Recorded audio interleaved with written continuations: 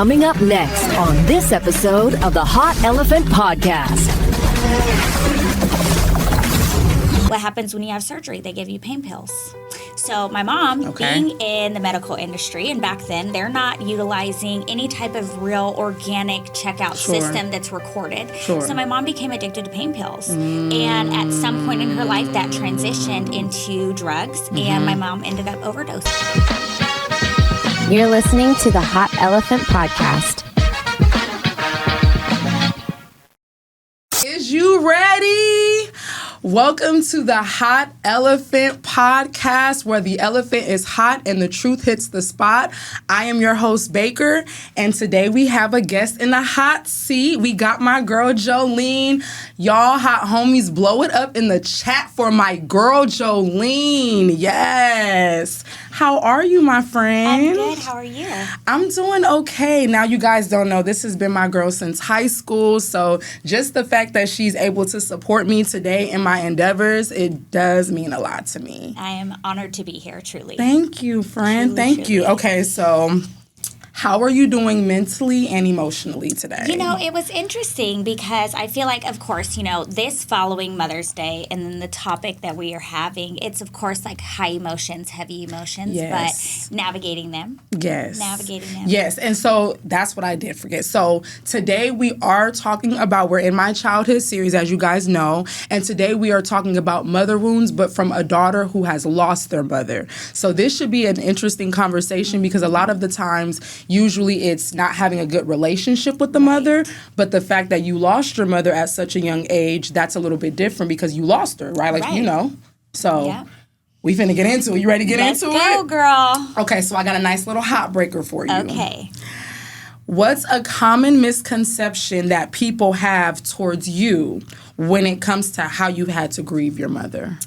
I think that the common misconception that I have heard and I have experienced is they don't believe that I've lost my mom. Really? It's so interesting because the way that I carry myself, the way that I mother my own daughters, it is very surprising when people learn that my mother has been gone. Especially how long she's been gone. So for me, it's just, you know, navigating. I don't know any different. Right. So for me, it's like this is the way that life has been. This is the way that life is going to be. So it's always really surprising to most people that don't know me from high school or from my childhood when I share with them. Like, I understand what you're going through because I also lost my mother. They're like, wow. So that's one of the most common. I mean, when I tell you, you carry yourself so well. Thank you. So at what age did you lose your mom? I lost my mom at 18 months old. Oh, you were a baby. I was a baby, so Girl, I don't even you know. didn't even hit this earth.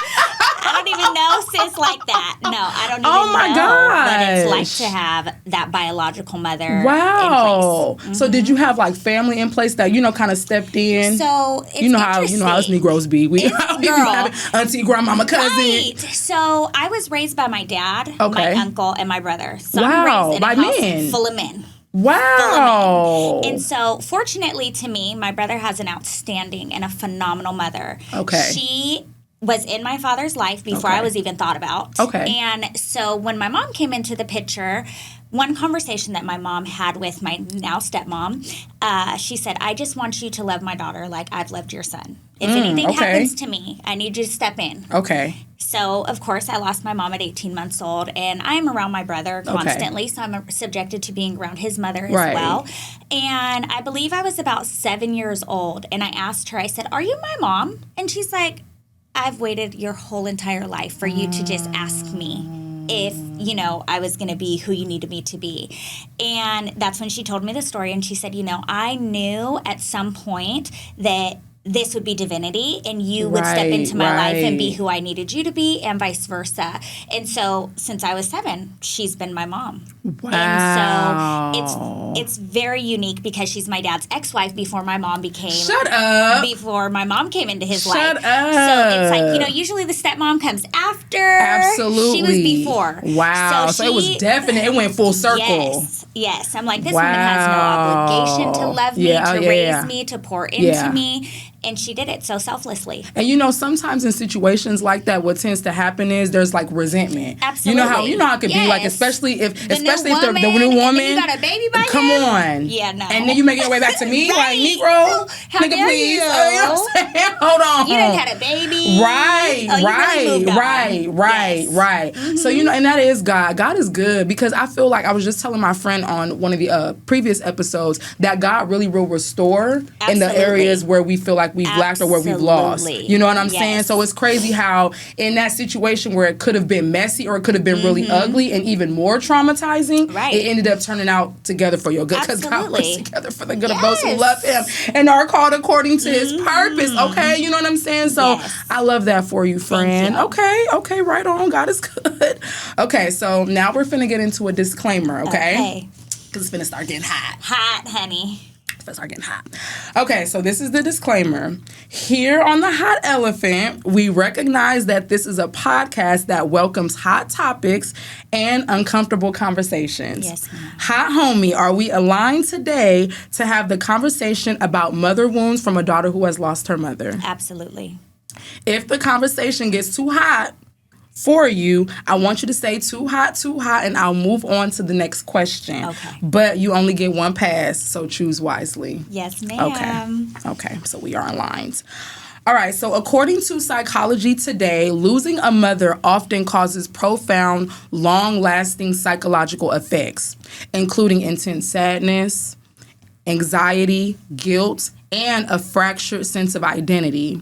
It frequently triggers a significant life-changing event marked by feelings of being unanchored, increased responsibility, and increased risk of depression, especially in daughters. What's the first word that comes to mind when you think of your biological mother? The first thing that I think relating to mental or emotional health, I would say abandonment, especially because I lost her so young. So I didn't realize that I struggled with abandonment until I was doing some self-work, until I was doing some self-reflection, until I was going to a therapist and I was talking to her about, you know, multiple life events that have impacted me and shaped me to who I am. And she goes, you know, you struggle with abandonment. And I was like, do I? And then, you know me.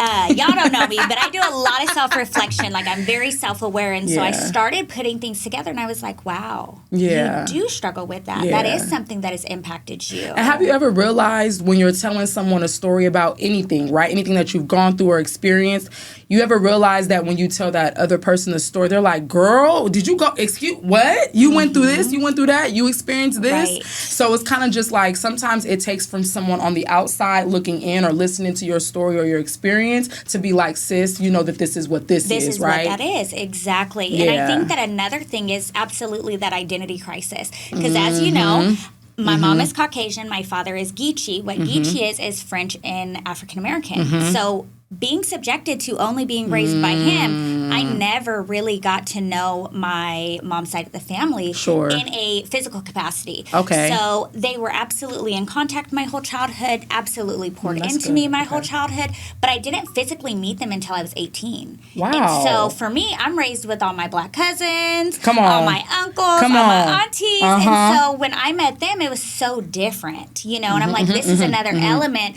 of my upbringing and who I am, but there's so much disconnect, you know, and so for me, I never struggled with who I was, but in certain rooms, I could understand the identity crisis and how people accepted me or believed who I was, or, you know, genuinely, is this who she is at her core? Is this who she is at her, you know, for self. Right. And so there's a little bit of that too that of course you know you have to struggle with, because I really didn't know them people. Wow. So that's kind of leaning more towards how life is being like mixed, which we're going to talk about that one of these days on the Hot Elephant. We have to bring you back on the show so we can bring you back on the pod. Yes. Okay. So then my next question is, have you ever felt angry or lost at your mother for passing away and leaving you behind? Before we answer that, I'm going to pause so we don't get in the middle of that answer and this phone go off. Okay. So we're going to wait till 4:30 and then we'll pick that up, because that one is a good one. Okay. And now that I'm going to turn this mic just a little bit. Okay, cool.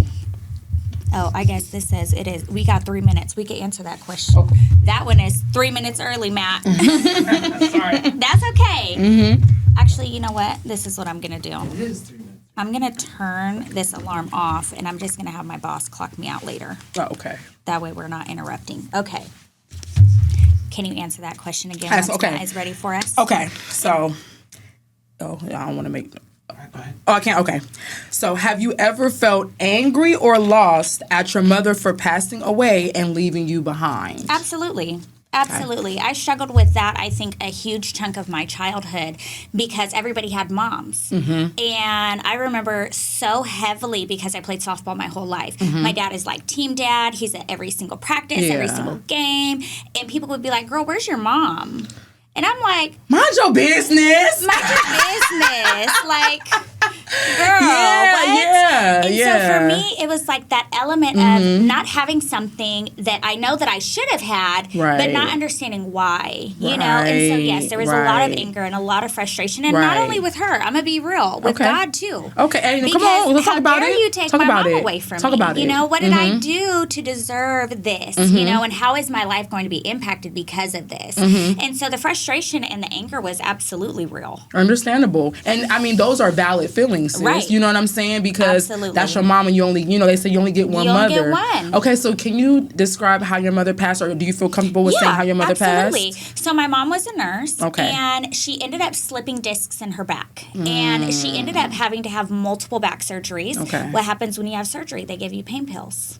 So my mom, Okay. being in the medical industry, and back then they're not utilizing any type of real organic checkout Sure. system that's recorded. Sure. So my mom became addicted to pain pills, and at some point in her life that transitioned into drugs, and my mom ended up overdosing.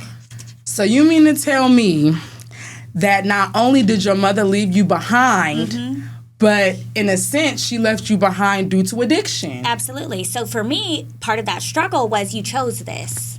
I You mean- chose this. How wasn't I Right. important enough to say, I don't want to do this anymore? Right. And it's so interesting because she Right. had the strength to not do this while she was pregnant with me. Okay, wow. So she was a little bit, she had some She awareness. had some self-control, Yeah, some self-awareness, yeah. self-awareness, absolutely. So when she found out that she was pregnant with me, she called my dad. And she's like, hey, I'm expecting, this is what's going on, but I have something to tell you. My dad wasn't really privy to that additional lifestyle. Now is your parents at the time, were they still They're together? Okay. yes. But my dad was like, I'm not really sure about what Okay. she had to say. You know, Okay. like I wasn't aware of that part of her lifestyle. Sure. And, you know, okay. some people, they hide that really well. They do. And so my dad said, well, at the end of the day, you're going to have to get it together. So feel she it. I feel literally it. would go to UC Davis every single day, her and my dad, so they could monitor me to make sure, because she was like, I don't want to take methadone. I don't want to do anything. I'm Well, going that's to what's do up. this cold turkey. Yeah. And so when I was born, no drugs in my system. But my dad said, baby, Okay. you're going straight to rehab because I we're not feel about it. to play them games. I So feel from it. literally day one at home, it was always me and my dad. When my mom passed away, it was because she relapsed, and I didn't have any type of relationship or any type of upbringing or anything from her. So it was always me and my dad. So it was very interesting because I'm like, you chose that. My dad tried to get you better. He tried to do what he could. He sent you where you needed to go, and that just wasn't. Yeah. That just wasn't something that you were capable of Right, maintaining. right. Now that I'm older, you know, doing a lot of research, understanding what addiction is like, and understanding that it's a disease, Yeah. I can't sit here and blame you. Yeah. You know, it was bigger than you were. Yeah. And so I just had to come to terms with that, Unfortunately. you know? Unfortunately, and yeah. now I'm at a stage in my life, again, a lot of self-reflection, a lot of healing. I'm grateful for her bringing me life. I'm grateful good. for the father that she chose, because my dad was a fucking one. Like, anything Top I tier, ever huh? needed. Yeah. And, you know, it's like, if anything was going to happen, I'd much rather it happen before I had memories. That's I'd much good. ratd have it That's before good. I was Yeah, I feel that. traumatized, you That's know, deep, in that yeah. regard. Yeah. So I was frustrated for a long time. Mm-hmm. I was triggered and traumatized for a long time. And then as I got older, I started to say, okay, I can't blame her for this. That's good. This wasn't her. That's good. Okay. Oh, that's deep, y'all.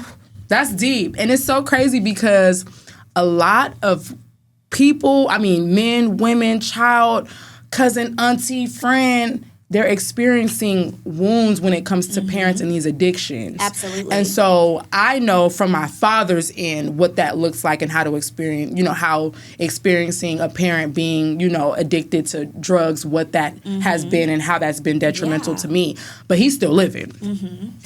and the nigga can't get it together. Girl, and for me, it's like, okay, I couldn't imagine what my life would be like had she would still be alive. Right, exactly. Right. Like, I remember driving down some streets, and I'm like, damn, that's somebody's mom. Yeah, that could have been your mom. Yeah. And can I imagine my life in that? Like, absolutely not. Right, If it was going to happen, listen, it happened, and it happened when it was supposed to, and this is how life was supposed to be. Understandable.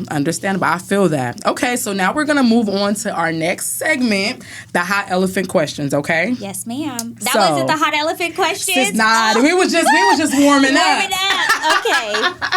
Okay. We was just warming up and getting started. We really finna start getting into it now. So the first question that I have for you is, does your inner child still live inside of the grief of losing your mother? Absolutely. I don't think that I will ever escape that. Yeah. Because at the end of the day, you know, I wake up every single day a motherless mother. That doesn't change. There's no facet of life that will allow me to build that relationship, build those memories, allow that to be a part of my everyday life, you know? So, of course, my inner child yearns for that. And it's so crazy because when you sit and you think about, like, oh, I miss this person, or oh, I miss that, you have a physical, emotional, mental connection to that. I don't have any connection outside of her being my birth mother, but I still miss her. Absolutely. And it's like, I don't even know you. Absolutely. But it's that longing. It's because that's your mother. Exactly. Yeah. And as mothers, we know no matter how many mother-like figures, how many father-like figures, how many sis, how many bruh, you know, as a mom, can't nobody take your place. Absolutely. And so for me, I have a phenomenal stepmother, you know. I still miss my mom. Absolutely. Even though I don't know what that element of life would look like. Right. Absolutely, girl. Absolutely. Okay, so what parts of becoming a woman did you have to figure out alone due to not having your mother? Man, I would say motherhood, to be honest. And, you know, to be so transparent, I was surrounded by maternal figures. Okay. Like, I had a you was able to have that. Okay. Absolutely. Yeah. But still, no matter what, again, you long for that missing element, you know? Right. And although my mother wasn't able to be a true mother to me, I do have a brother from my mom. And so she was as much of a mother to him as she could be, good. you know? And so for me, it's like she had some tools that she could have probably given to me, you know? But at the end of the day, like, I am a super spiritual person, and I feel like a lot of the way that I'm able to mother the girls, a lot of the way that I'm able to guide and direct the girls is definitely her protecting them, her making sure that I have that guidance to be able to give to them.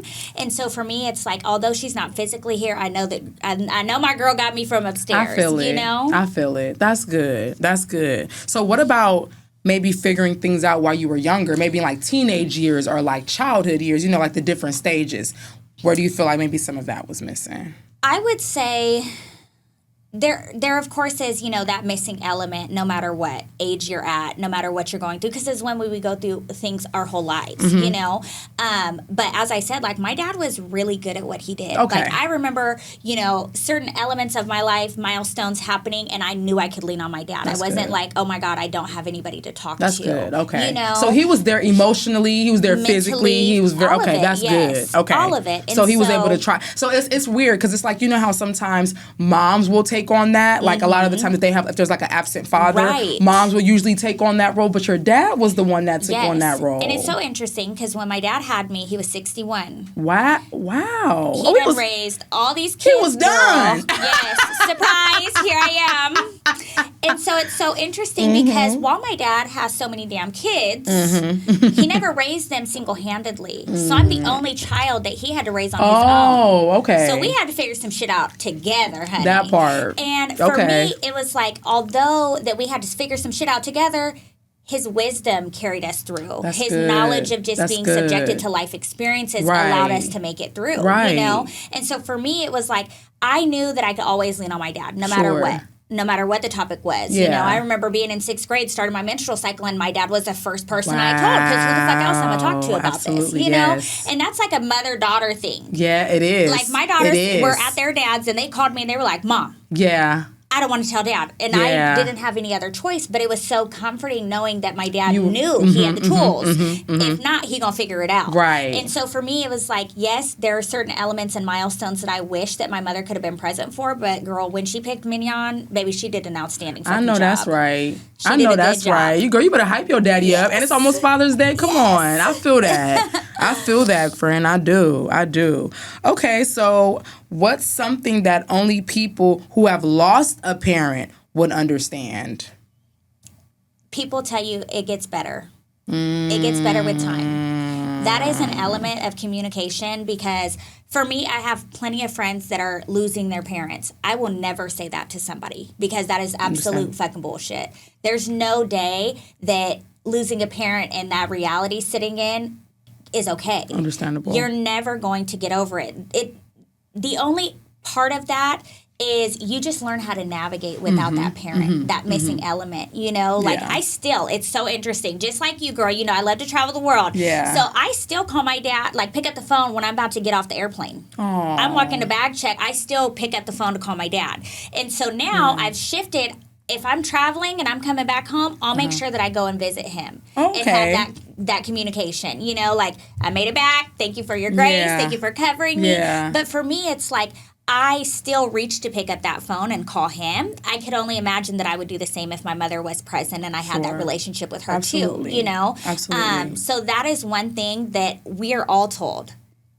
It'll get better with time. Time heals all. No, it doesn't. Yeah. It don't. Yeah. The reality is it don't. And grief is ongoing. Absolutely. And sometimes it triggers you and when you think that in the slight, and you don't know when it will. Yes. A touch, a smell, a taste can trigger that grief of you longing driving for. down a street that you drove past the last time with your parent. Absolutely. There are multiple triggers, you know? So at the end of the day, I think that that's one thing that all people who have lost anybody have been told, and it's not true. But friend, you are navigating it so beautifully. Thank you. You really are. You really are. And I'm proud of you, girl. Thank you. Because, when I tell you, you make sure your babies is good. Every day. Beautiful daughters. Thank you. Okay? So I feel you. that.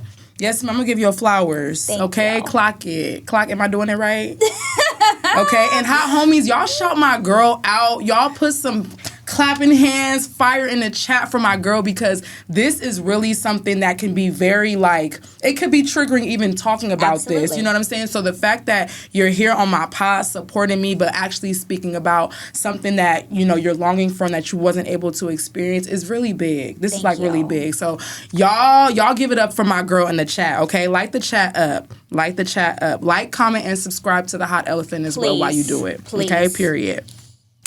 Okay, so let me see. What childhood, I already asked that. What did you need the most from your village, whether it was physical, mental, or emotional, that you didn't get growing up? I think that the empathy. I think that was a huge element because my dad, while he was absolutely present and absolutely there, I think that I struggled with being emotional.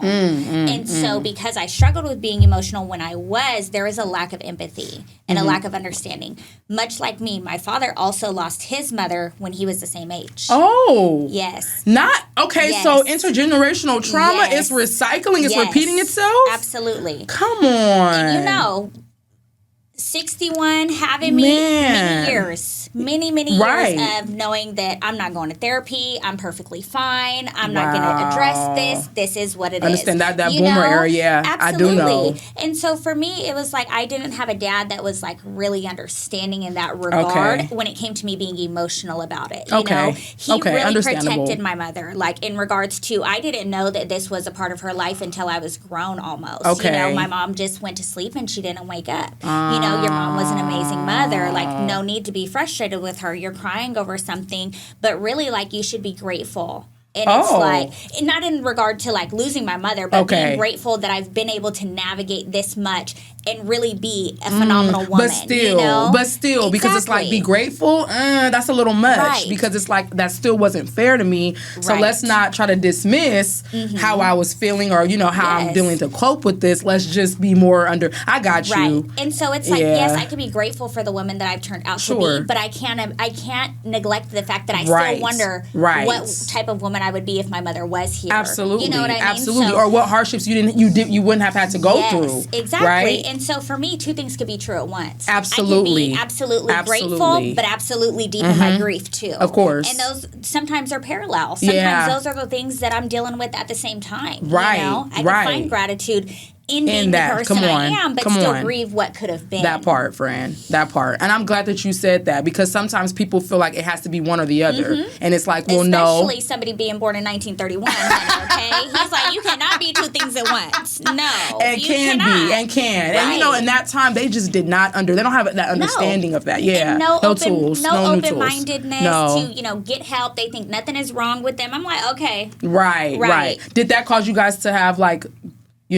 tension or conflict at times? I would say sometimes, but not often. Okay. Because I was able to explain to him, this is where I was able to communicate with him. I wasn't his little friend, and he wasn't my little friend. You know we're not that little friend. No. So it was hard to have that platform of open communication with him to express why I'm feeling the way that I'm feeling, why I'm crying the way I'm crying. But at some point, I said, I just need you to listen to me. Yeah. And here we are. Now we're able to have this communication. Now you're understanding. And now that might be triggering you because of the trauma and abandonment that you went through as a child. You did say it was experienced with him as well. Right. And that could have also been another block for him, because it could have been triggering, I lost my mom. I'm out here being strong. I have a daughter that I have to raise. Now she's going through the same thing. I want her to be strong like me, Instead of passing down that generational curse, let me pass down this generational strength. So that's good. Yeah.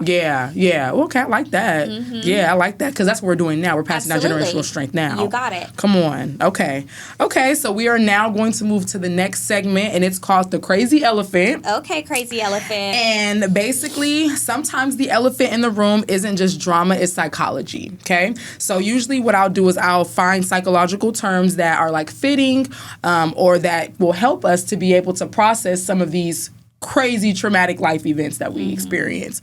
So there are 5 stages of grief, according to psychiatrist Elizabeth Kubler-Ross: denial, anger, bargaining, depression, and then acceptance. Which stage was and or is the hardest to overcome, and why?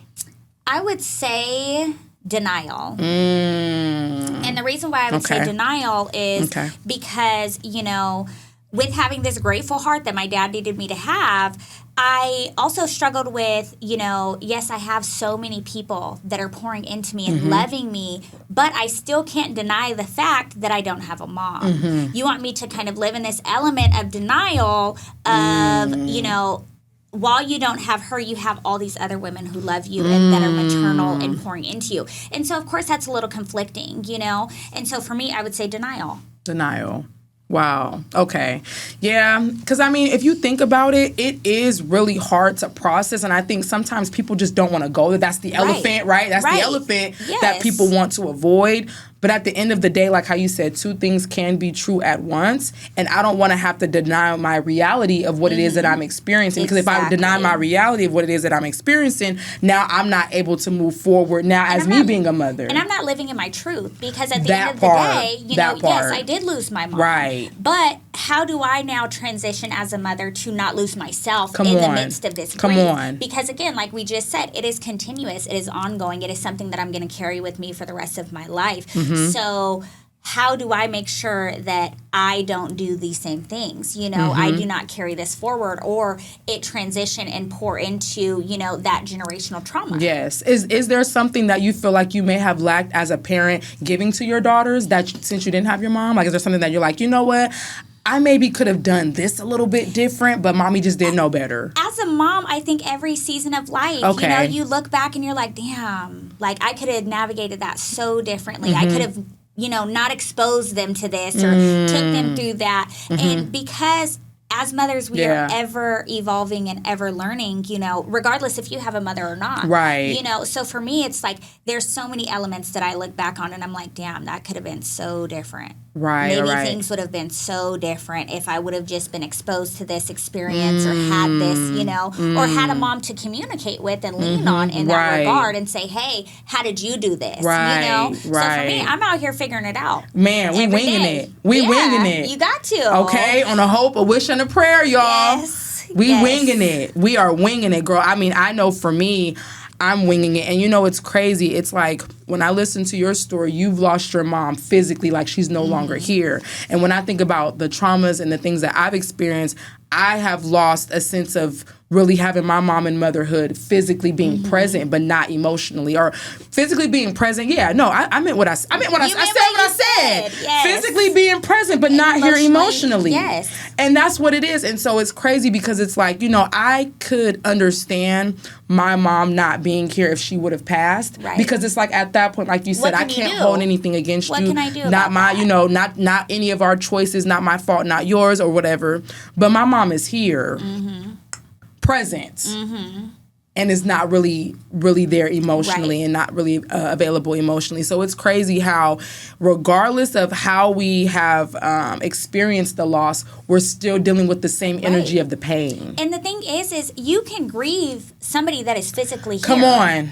And that's the reality of it is. A lot. You know, you can absolutely grieve what was, what could have been, what should have been. Yeah. And, you know, that's hard to navigate too, because at the end of the day, I think especially as being maternal, we see the good in people. Right. And we see what you're capable of being. And the audacity of you to not show up in that facet is fucking crazy. It is insane. Yeah. It is insane. Especially with this, like, you know, I only have one son. So with this being my first child, I just knew that I was going to, you know what I'm saying? Like, I just knew that I was going to have the family, the village, I just knew I was going to have that. And so the fact that I don't have that like how I thought I would, that hurts. Absolutely. You and know that's what I'm something saying? that you grieve every day and you look in your son, you know? Grieve. You look and in it's his crazy face and because you're like, wow, you don't think that he's important enough or he's valuable enough or he's, you know, not worthy of this love. Are you crazy? Right. Now I got to work 10 times harder and baby, I'm going to do it. 10 times harder. I'm going to do it. And I'm going to do it, but baby, it's hard. Yes. You know what I'm saying? It's never easy. It's not easy. It's not, because it's like we expect to be able to at least have some part of the village because regardless, I will say that even though I didn't have the best relationship with my mother, I did have my grandparents. You know what I'm saying? You expected her as a grandmother to show up differently. Sis, I thought grandmama was going, just bring my grandson over. Let's bring him by. You don't gotta ask. I'm looking at you like, girl, who the hell are you? Because this ain't the mama that raised me, but you so different with these grandbabies. Come on. And then we got these new age grandmamas too. Girl. They don't. My mom don't even like to be called grandma. She likes to be called glam. My son ain't calling you no grandma. Okay, you know what I'm saying? Get real. My son not calling you grandma. Okay, so it's just crazy how these grandmothers, they don't even like to really embrace the role fully. Right. You know, so that's another, you know, nuance to what's going on in this world today. We can talk about that another day on the pod another day. Okay, so now I have another segment. And it is called Does the Shoe Fit? Ooh, okay. Very cute. You know what I'm saying? Does the stiletto, does the pump, does the heel fit? Okay. The Timbs for the men when I get them on the show. Y'all better come on. You know what I'm saying? But the reason why I have that segment as Does the Shoe Fit? Because I want to know if the questions that I ask you, if they fit, do they not fit? Have you experienced this? Have you not experienced it? Okay. Or what have you, okay? So, do you feel like you've looked for your mother's love in other women, whether that be as a mother figure, romantically, or as a mentor? I would say yes, absolutely. Okay. Because, again, you know, I have been very fortunate to have a lot of maternal love. And so not that I'm necessarily looking for my mother's love, because, baby, again, I don't know what that really looks like, feels like. But what I can say is the love that I have experienced is something that I would say this is probably what my mother's love would feel like. This is comparable. But because I don't have anything to compare it to, I struggle with that in that regard. But yes, like I have a teacher from 7th and 8th grade who's absolutely like a mother figure to me. She absolutely changed my life. Okay. I have a godmother that my dad selected when I was very young, and she's been a phenomenal mother figure as well. Then I have my stepmom, who's also been a phenomenal mother figure. You know, I have an older sister who's been a mother figure. Okay. And then, you know, with high school, you know, I have my mentor, one of my mentors. She was my mentor as well. Yes. Yep. So we share the same mentor. Attorney Coleman is like a mother, you know, and she loves my children like those are her grandchildren, you know. And now, fortunately, I have a mother-in-law who is an angel. Okay, come on, mommy-in-law. And she loves me and these kids, girl, like we are her very own. I know that's right. And so for me, it's like I have been able to pick up some angels along the way. That's good. Yes. I remember a couple years ago when I lived in Japan, I had made a post on Facebook about Mother's Day coming and, you know, noting like while I don't have my mother, I have some really outstanding women who have stepped up. I know that's right. I mean, just the village. Yes. You know what I'm saying? Yes, I can call them and ask literally for anything. Advice, motherly love, emotional support, mental grounding, financial support if I need it. Come on, because sometimes we need a little bit of money in our pocket. Spiritual support, prayer. you know, all of those things. And I'm grateful because I feel like, you know, everybody serves a purpose. I can go to all of them for every single one of those things. And how fortunate am I to be able to do that? Absolutely. That's good. That's good. And see, that's what we need to see more of. Yes. And I do feel like there is a shift in just womanhood, girlhood. Yes. I do feel like there's a shift, but it's still like it's a drag. You know, sometimes you gotta drag people there. Like as an example, I am the way that I am because my stepmother joined my life without obligation. My children have a stepmother, and I love that woman because that word, obligation. You love my children selflessly. You have no obligation. Just because you're with their daddy don't mean that you have to love them, but you do. And so I'm grateful for you. You know, not a lot of women are at that place or at that point. At all. They could never. At all, yeah. And I'm like, for me, I could never be like that. Yeah. Because I know the power and I know how important it is to have multiple women love you, especially as little girls, you know? Absolutely. So I got 2 of them. Okay. You definitely gonna build this village. Okay, because I needed that, and so I absolutely want you to have that, and I want it to be better than the village that I have. Come on, and it is, and it shows. It shows. Yes, you know, it shows. Okay, well, do you feel like it was hard to develop friendships, maybe, or relationships from not having your mom? I would say no. Okay. Because my dad made sure I stayed busy. Like I said, I played softball my whole life. So by default, you got friends. Okay. You know, and so for me, it was never hard to make friends. I think that one of the most amazing things was in those friendships, those mothers stepped in and loved on me too. I have a lifelong friend who, ever since day one, her mom's like, "Where is your mama at?" My mom's in heaven. Okay, you're mine. Wow. Just by default. Okay, like, I love that. You're mine. Yes. You know, and so I remember my whole childhood. They moved out of Sacramento, girl. They would come pick me up and take me to where they lived to come and spend time with them. And this is a woman that showed up when both my daughters were born. That showed up when my dad was on his deathbed. So for me, it was like, I not only gained friends, but I also gained family. Moms. You did. Yes. The village was real. I know that's right. Yeah. Girl, I know that's right. God was really just looking out. I'm his favorite, honey. Okay? Come on, protected. He's like, girl, how dare you ask me? And then another thought, you know, as I'm like navigating like the why me's and, you know, why did I have to experience this and why did I have to go through that? And then I take that time to self-reflect and I'm like, my mother could never be all of these people to me. God knew that I needed all of this, and this is the way that He knew that I was going to get that. And so here I am, you know? And so to be able to look at it from that perspective, I'm like, I'm absolutely blessed. I can never ask you why again. Yeah, come on. Oh, that's good. That's a good one. That's a good one. Yes. And you want to know something? That's also really good because you're not holding the expectation to just one person. Absolutely. And there are so many amazing qualities about all of the women that have loved on me, whether it's seasonally or lifelong. Right. And there's something that I've gotten from each of them to now pour into my children. That's good. You know? Yes. So always grateful. Yeah. So it's like always a branch where you can just, you know what I'm saying, pull from. Yeah. Extended branch. That's good. Okay. Oh, that's good, girl. You got me over here. I'm like, hold on. I want to get to bouncing and hopping and hollering in my chair. That's good. Okay. So what were maybe some of the unhealthy coping mechanisms that stemmed from the mother wound of losing your mother? I would say that probably relationships because of that abandonment element.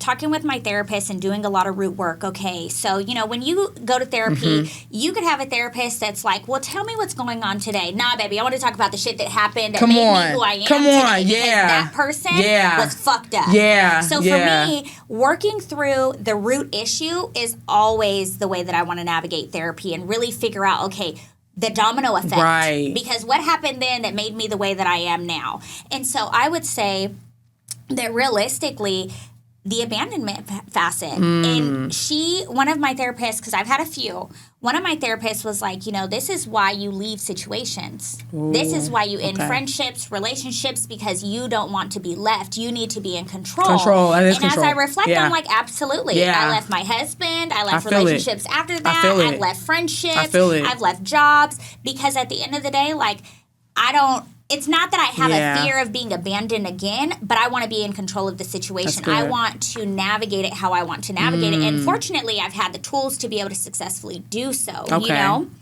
And so I would say that abandonment factor, that was the heaviest one. Okay. Yeah, I think we all struggle with that. Friend, we do. Yes. I know for me, I struggle with having abandonment as well. But what that made me do was that made me people please. Yes. And so one of the terms that I use. Don't leave me. Have to. I mean, when I tell you I was such a people pleaser, I mean, if we had the terminology back then, I probably was a pick me as well. Right. You know what I'm saying? But I did all of those things because I felt like I had to, because I felt like who I was just in my natural form, my natural state, I felt like it wasn't enough.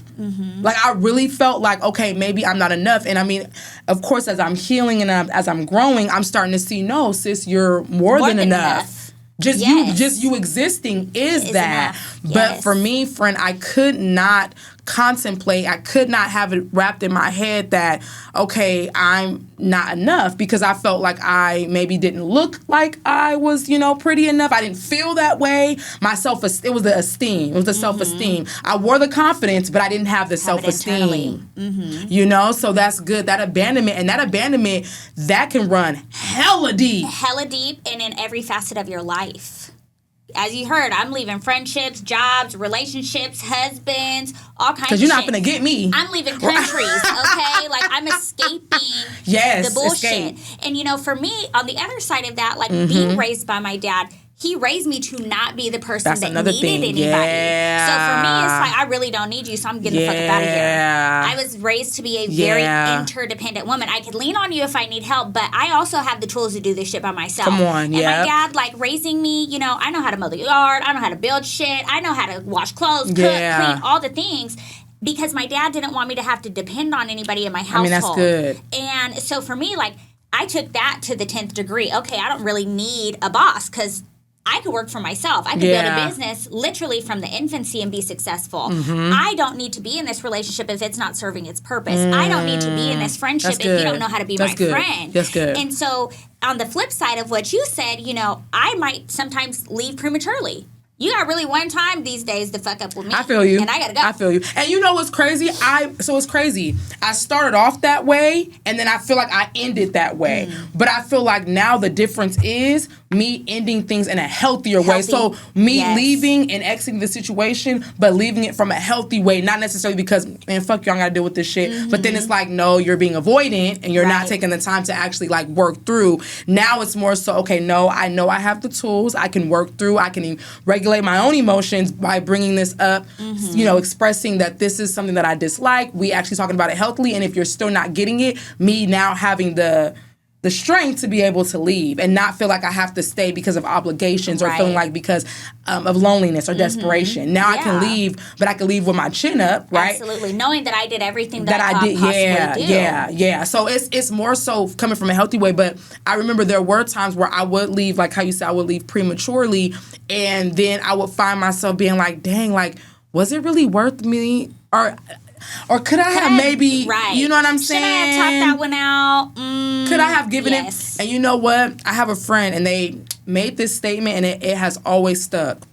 When it comes to the matters of the heart, you learn to put your pride aside. Absolutely. And so that has always stuck with me after hearing that, because if it's something, excuse me, job.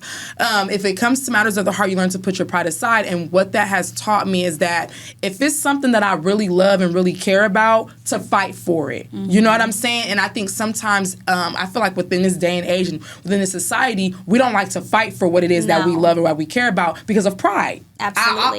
Ego. And ego. Yeah, pride and ego. He was already finishing up my sentence. You know what I'm saying? So the fact that now that we are in a healthier state and in a healthier version of ourselves, we have the tools to be able to navigate how we have certain relationships. Absolutely. So it's so funny because, again, our upbringing, our parents were never our little friends. You stay out of grown folks' business. At all. And very emotionally unavailable, too. Extremely. So, and we weren't given the platform to communicate. So I remember it was so interesting. I had this client, and part of the client's expectations were, I want you to onboard clients for me to coach them. And so as I'm talking to these women, you know, a lot of them, I'm struggling with communication in my relationships. I'm struggling with this. I'm struggling with that. And the first thing that I'm telling them is, okay, tell me about your childhood.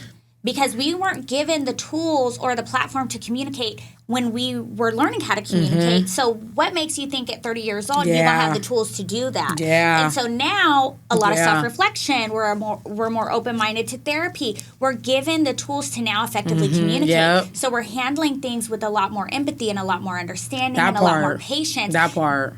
Before we didn't have that. Yeah. And our parents didn't teach us that because they didn't have that. That part. They didn't have that. No. Right. So how are we supposed to have that? Exactly. Right. But I do like the fact that now that we're emerging as a generation and as a society, I do like the fact that there's so much in the world today that we can grab from. Mm-hmm. Literally, girl, it took me a couple minutes just to grab some psychological terms. Yes. But it's like actually applying that because now we got to get to the application part, right? Yes. We can know certain things, but if we're not applying that, come on, phone.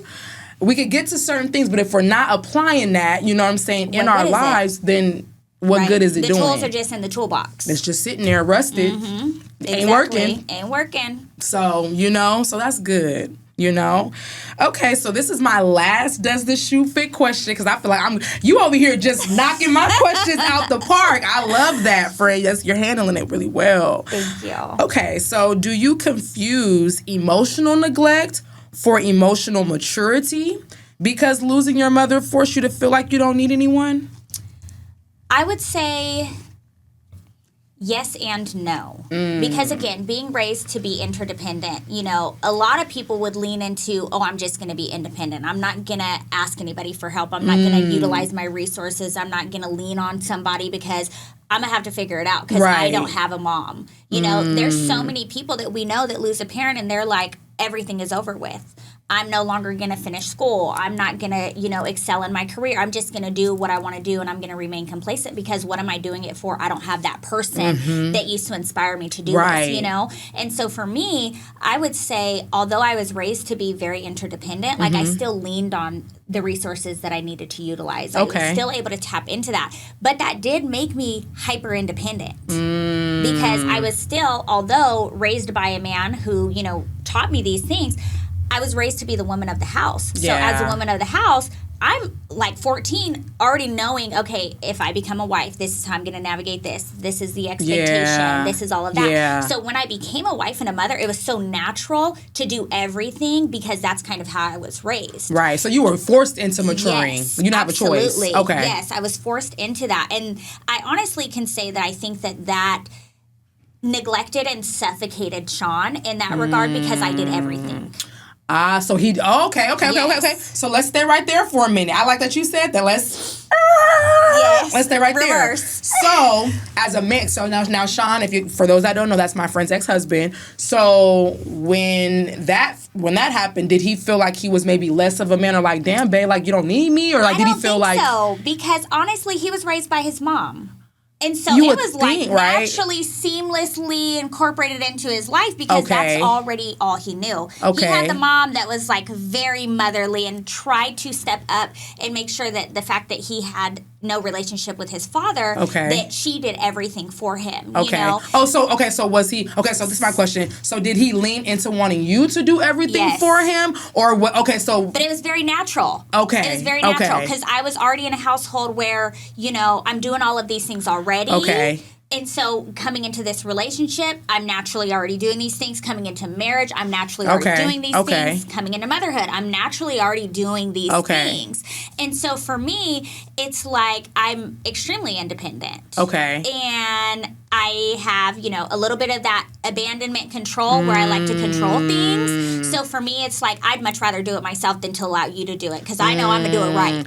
Well, friend, that sounds like he probably did feel a little bit of that. You know what I'm saying? Because sometimes, and I don't know, I think when we are in traumatic situations like that, it forces us to be headstrong. And sometimes we don't even realize that we're being headstrong. And because, how you said, friend, you were raised by men, right? You were thinking in a lot of ways like a man. 1,000%. But sometimes, even though it's helpful as far as outside of the world, when you're in a relationship with the man, it could be detrimental because it's like, well, nah, baby, I need you to, you know what I'm saying? I need you to be a little soft to me in this house. You know what I'm saying? So it, you know, and I don't know. I'm not speaking on, but just from hearing that, it seems like it could have been in a way where it could have been like, okay, you know what, baby, I need you to. Yeah, you know come what I'm on saying? down because you don't run this shit all the time. And I don't, and you know what I'm saying? And to be honest with you, a lot of it is really collectiveness. You know what I'm saying? But we don't know that. Sometimes if we are coming from situations where abandonment, you know what I'm saying? Because we don't have, we're overcompensating. And that's all that we know how to do. I have to go ahead and I got to be here. Then I got to shift the play and I got to make, you know what I'm saying? So it's like we're always doing so many different things that sometimes I, from my experience and from what I've heard from men, it can make them feel neglected. For sure. And so I can easily see that. And, you know, him being who he was, a very strong black man, you know, and he's like, I got this woman in this household trying to tell me what to do and how we doing it and when we doing it. I don't know about that. Yeah. And then, you know, he's in the military. So they have their hands already ordered. He's already being. Yes. And so, you know, for him, it's also like structure and routine. So, okay, if everything's done, I have an element of peace of mind that I don't have to worry about this. Right. But then that other facet is I'm already getting told what to do all damn day. Girl, I'm not coming home and dealing with this shit. Right. So I'm sure he gonna have something to say. You know, you finally came to that you know what I'm saying? Okay. Could. But at the end of the day, too, I do feel like partners know their wives as well. And I feel like you should, right? Because some don't. So, you know what I'm saying? That's a whole other conversation. Yes. But I feel like some partners should know. So it's kind of like if you already know that you're dealing with a woman who is headstrong and who got her shit together, you know what I'm saying? It really, it should not intimidate you because know that anything that I'm doing is always coming from a good place. Yes. Right? Like I'm never, as me being, and I don't know why men think this, but it's like, as me being your partner, why would I do anything to sabotage you or to make you feel less than or make, you know what I'm saying? Like, that's not my heart, babe. You shouldn't, babe, you know me. Right. Come on, baby. You know come on, daddy, it's me. It's me. You know what I'm saying? Come on, daddy, it's me. You so it's like, me. You chose, come on. You knew who I was before we got into this. Come on.